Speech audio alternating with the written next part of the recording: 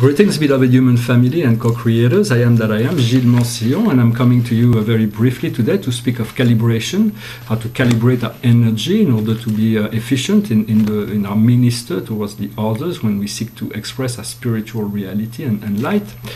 First, I wanted to say that when I first discovered the higher spiritual plane, I started traveling on the higher plane, visiting other planets, extraterrestrial vessel, and merging my consciousness with those higher aspects.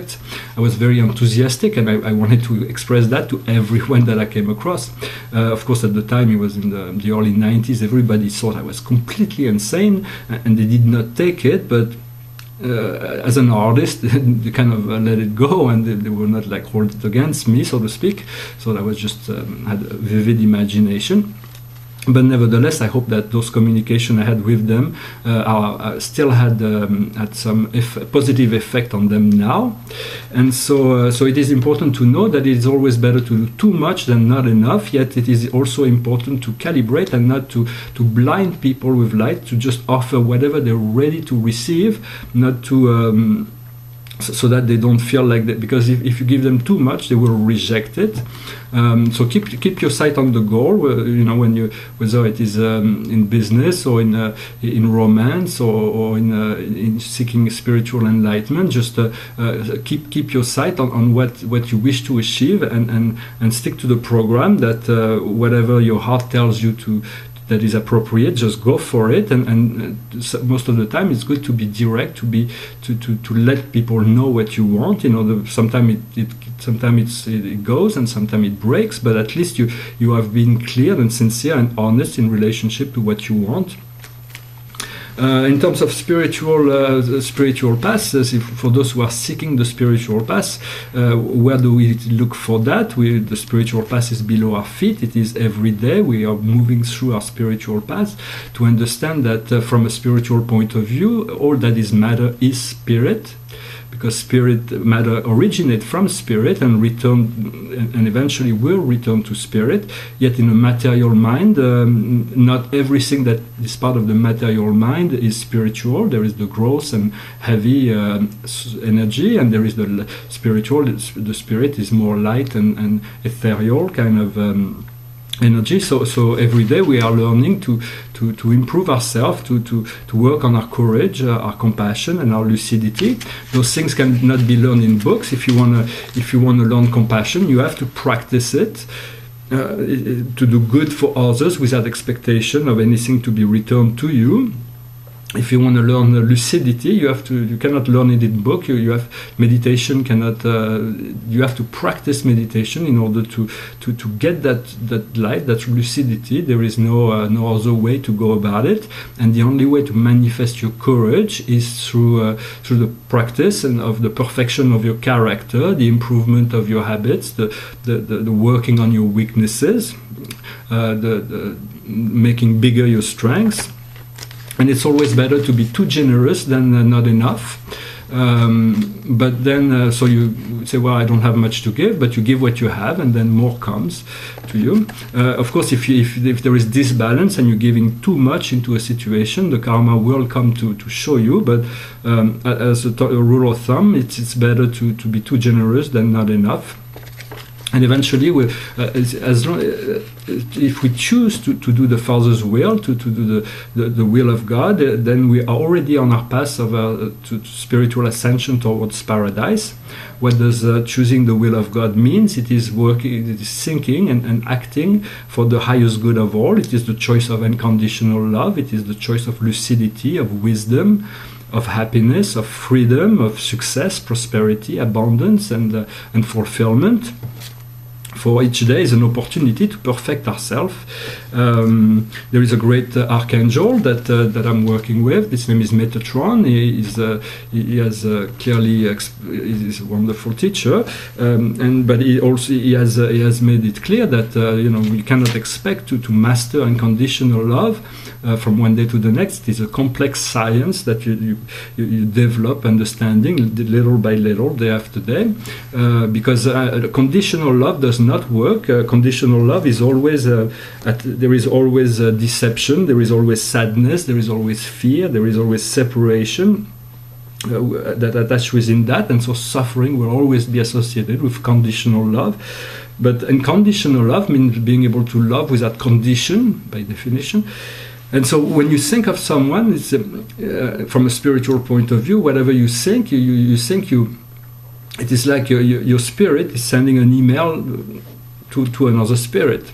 And so it is good to learn to attach unconditional love to all your thoughts. So when they receive your thought, there is this unconditional love, and that will help them to grow and evolve as well.